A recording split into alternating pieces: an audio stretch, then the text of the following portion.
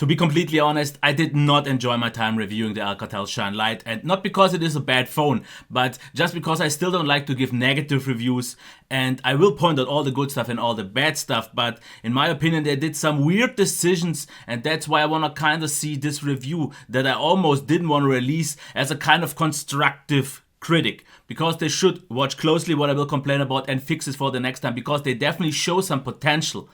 And I would say just let's go ahead and talk about the first thing, the design and build quality. And build quality is absolutely great because it feels super solid, it feels really well made, absolutely no complaints here. The glass feels great and the aluminum, but where it already starts to drip off is the first thing. Of course, glass on glass is usually something very slippery for a lot of people, not for me, but the sides in this case are so smooth, and even though the device is quite small and easy to hold in the hand, the slippery sides are a little bit of an issue for me, but an even bigger one is the following here.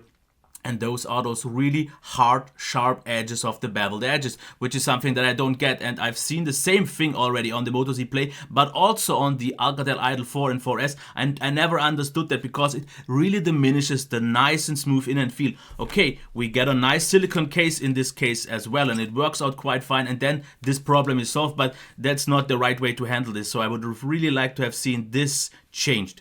In terms of the fingerprint reader for this price range, it's absolutely okay. It's not the fastest one and it does vibrate once, and this is actually my problem here. As you can see, I always hit the volume rocker because I have to say the button placement in my opinion is completely terrible, because I get it and I've complained about this way too many times that it is too up high, but why not just put it on the corner, because it is so inconvenient and I never remember that it's at the top, because usually on all the other phones it's very similar in position. Where the fingerprint reader is there, you also see the power button, which would make sense, and the fingerprint reader is fine, but the power button placement is just something that I can't get used to. Here we have the LED, the camera, on top we have the microphone and the headphone jack, SD card and SIM card tray, all this is fine. Speaker on the right, fake speaker with microphone on the left, and micro USB. I already talked about the buttons. They at least feel good. They don't really give you an audio tactile feedback, but it is usually quite okay. It's not sluggish, so this is okay. We have a notification LED, and in terms of bezels, it is still okay. Not the smallest ones, but the device is still compact enough. And of course, you can maybe see we have some quite faint capacitive buttons. But I already want to go ahead and talk about the display. 5 inches, 720p IPS, and it is a quite high quality display. No complaints here at all. White point was set nicely. Blacks are also quite good enough with the normal amount of IPS glow. Maximum brightness was good enough, I would say. In sunlight, the readability should be fine, even though not great, of course. But one thing that is maybe visible on whites, and I don't think it is visible, but maybe, there is some little like crystallized pattern beneath the glass, maybe to diffuse the light and to make it a little bit more like kind of matte, but it definitely isn't, because this display, as you can see, definitely is glossy. Maybe it helps with the sunlight readability, but I don't like this because the screen, if you go really closely, looks always like it's a little bit wet. And it is not a huge problem, but just something that I wanted to point out. In normal use, you don't really notice it, but especially on white surfaces, you will see this. Other than that, the viewing angles aren't the very best ones, but they are still absolutely solid. And it is a good display, absolutely no complaints, but there are, of course, better ones. Now, let's talk about the speaker.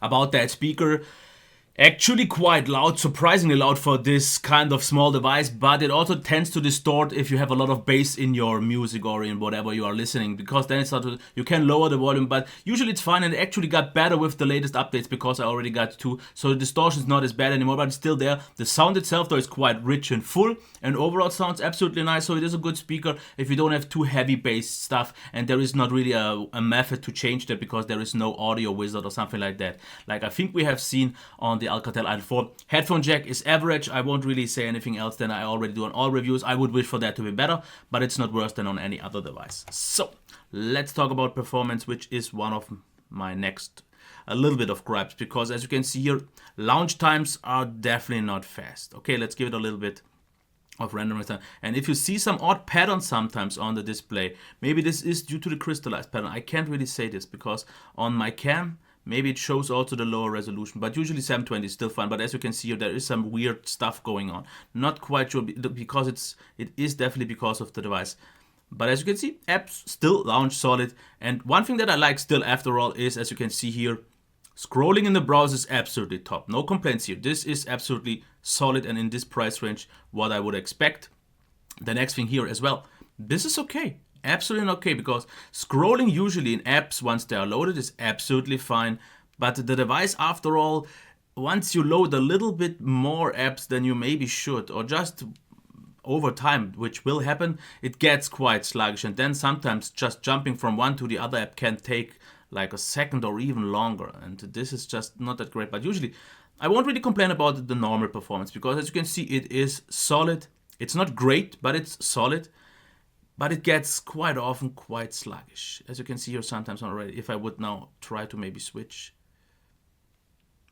RAM management itself is fine, but it can get sluggish. Just keep that in mind.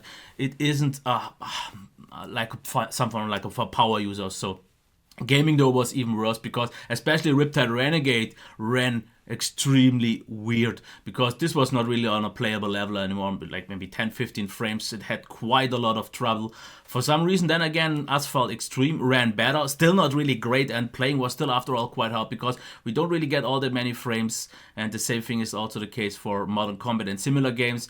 Heat was not really an issue, it got warm, but if you don't already have the best performance in the first place, heating won't be the issue anymore. So I have to say gaming performance after all is quite weak, and I would have definitely wished for more. But of course I did not really expect much more from the MediaTek SoC, which I thought to be too weak for this device in the first place.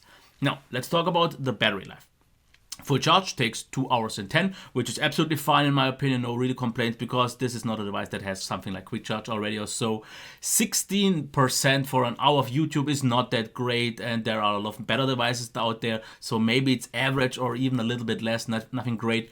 Battery life itself though is solid. The one thing that I've noticed, standby drain was a little bit flaky, because usually it was like about 3% per hour, which is really good, but I also sometimes, not often, had like 1% power overnight, so just keep that in mind. But usual, as you can see already by the estimates, I got about 4 hours on mobile data only, 5 hours in mixed use, and 6 on Wi-Fi only, and about 1 hour less over the course of 2 days, so it's not bad.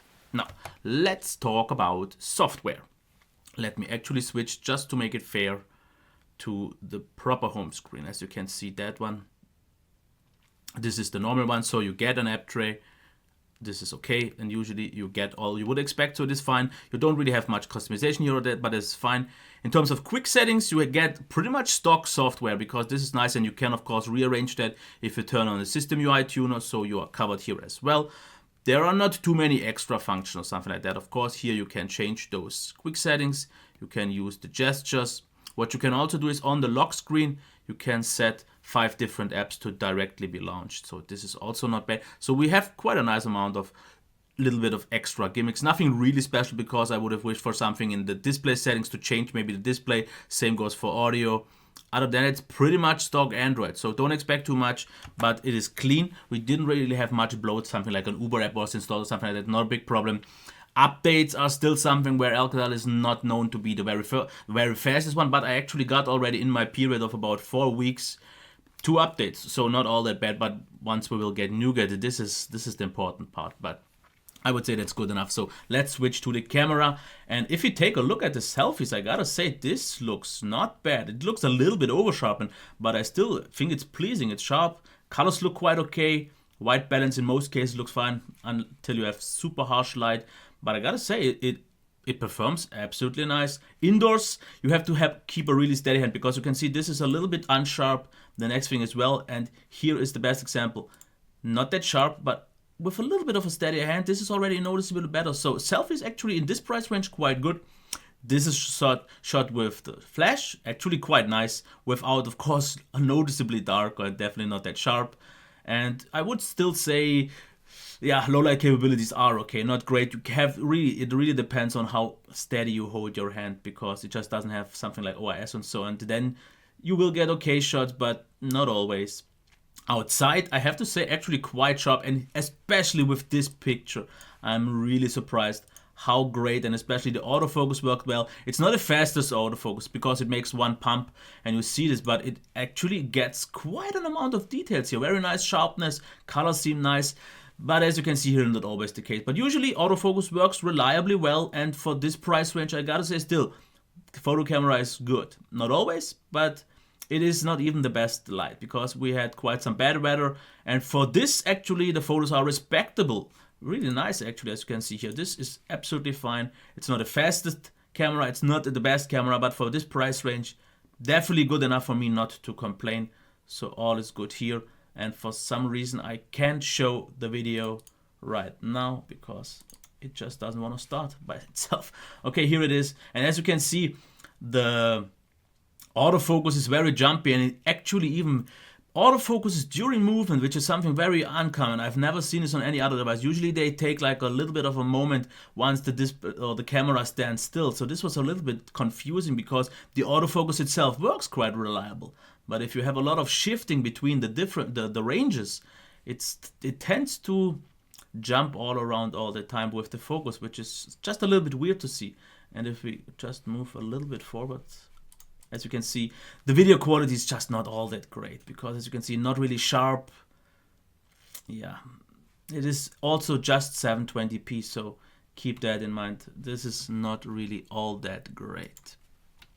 Okay, I would say let's go to the pros and cons, because otherwise I think I've already covered everything. Now, to the pros, looks nice. I think it looks beautiful, really elegant, good build quality, absolutely no problems, really solid and all great. Nice display. Like I said, only the little bit of crystallized pattern, which you shouldn't really bother too much about. Then we have the quite loud speaker, which distorts a little bit, but not a huge problem. We have decent performance. After all, once the app is loaded, it actually, if it's not sluggish and so on, performs quite smooth, and overall it's okay. Absolutely no bigger complaints here. Good battery life, I've covered that. Clean and solid software, not really much bloat, and the software does what it does. It's very stock-like, which is nice to see. Good camera for photos, and we get the silicone case included. Now, the things that I did not like so much, and this is where I want to put the final critique on it. Sharp edges. In the hand, it just feels awkward with those sharp edges. This is just something I personally don't like. You have to try it because it just feels weird, and I don't get why you would do this because no one else really does sharp beveled edges. Terrible button placement. I will just say it like this is. 99% I hit the wrong button, even though I know it's quite high up top, and I still think this is already high enough, but no, I have to completely stretch my finger. I just don't like that. Then it slides on an even surface. Just keep that in mind, because if you have it on a desk, which is not perfectly even, it will slide. And if you have it on the sofa, on the couch, on the bed, it will slide, because the highest point is the glass and there is nothing putting any friction on it. Keep that in mind, because it slid off quite a lot of times for me. Crystal pedal visible, I've said that already. Bass makes the speaker distort, I've talked about that. Often sluggish performance, gaming performance, video camera, and then the value. And this already leads me to my main complaint, the value. Because this device, from what I've seen on Amazon, costs 250. In Europe it's like 170, and you can get a lot of devices for just a better price and better devices for the same price, because you can get something like a Moto G4 Plus, you can get something like an Honor 5C, you can get a Moto G4 Play, which is noticeably cheaper and just better. Because what they should fix, just to get that, make the edges smoother. You don't need the crystallized pattern. Fix the speaker a little bit, which is not a big problem. Put a proper SoC in this, because this is still underpowered after all, even though the performance is still okay. Battery life was okay, camera was okay for this price range, video camera maybe not that much. And then you would have had a decent device, but as it is, what it is right now for this price, I simply cannot recommend this device. And yes, Alcatel has shown the potential. They can make great hardware. And they can make great software, but there are a few decisions that I just don't get, especially something like the weirdest button placement in the whole industry, especially what they did with the Alcatel Idol 4. And this is where I'm going to leave it. Unfortunately, I'm sad to say that I was quite negative, maybe, but I think I was definitely fair enough. But it had to be pointed out, I simply cannot, especially for this price, recommend this. If you find it for something like maybe 100 or so, absolutely no problems. But at that moment where you reach 150, you can just get something like a Moto G4 Play, which is way better overall, and there are other different alternatives as well. And this is where I'm going to leave it. I hope you liked the review. Give it a thumbs up, subscribe to the channel, put comments and questions down there below, and otherwise I wish you a nice day. Until next time, bye.